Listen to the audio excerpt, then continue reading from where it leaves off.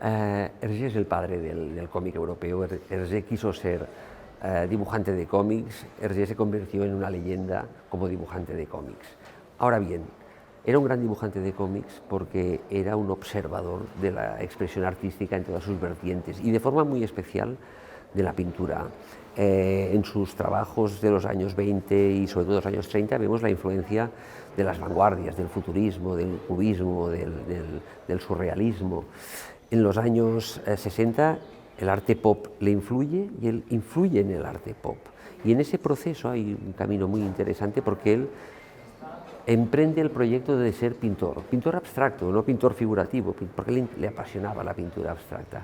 Y la verdad es que hace una serie de cuadros, además con la tutela de artistas de vanguardia belgas, bastante interesantes que se pueden ver en la exposición, que nos evocan a Klee, que nos evocan a Modigliani, que nos evocan a Miró. No es raro porque Hergé siempre tuvo en su despacho la reproducción de un cuadro de Miró, es decir, que son cosas interesantes, ¿no?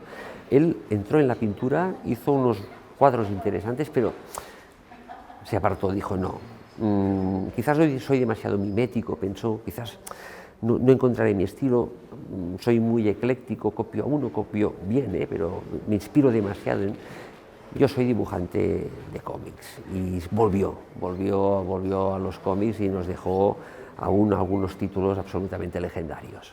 Bueno, primero son años difíciles para Hergé, donde él toma decisiones complicadas, como es publicar las aventuras de Tintín. Habían cerrado los nazis el periódico donde él publicaba y entonces se le ofreció la oportunidad de publicar en el periódico Le Soir, que era un periódico colaboracionista, ya claramente colaboracionista, ¿no?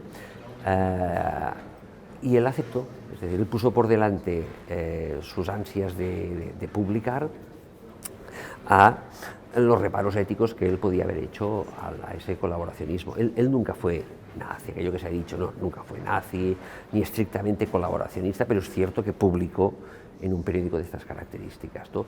Luego se le juzgó y se consideró que no, que en todo caso había sido un alivio para muchos lectores poder leer Tintín, pero bueno, ahí esa parte. Se le llevó a incoar un expediente, no a juzgar, pero sí a incoar un expediente, ¿no? Al mismo tiempo que él va publicando durante la guerra las aventuras más aventureras, precisamente porque hay una voluntad de evadirse, y ahí vemos pues, El secreto del unicornio, ¿no? Que es una aventura de piratas, ¿no? Que es como decir, bueno, el mundo se está hundiendo, pues yo me refugio en una aventura de piratas, ¿no? Y el lector lo va a agradecer. Al mismo tiempo, Casterman empezó el proceso de publicación a color de los álbumes. En ese proceso, un proceso complicado porque las aventuras en blanco y negro originales eran largas, tenían 100 y pico páginas, ¿no? Entonces Casterman decía, no, esto se ha de reducir a 62 páginas por temas de paginación y colorearlo. Y ahí empieza el proceso de colorear algunos álbumes y otros redibujarlos de arriba abajo, porque eran muy toscos, por ejemplo el Congo o América eran de un dibujo muy elemental, que el público ya no habría aceptado en 1943 o 44, cuando ya había leído El secreto del unicornio, que es una maravilla, ¿no? Entonces hay todo ese proceso de colorear los álbumes ya publicados y de ir coloreando algunos de los que está dibujando en ese momento, por ejemplo La estrella misteriosa, ¿no?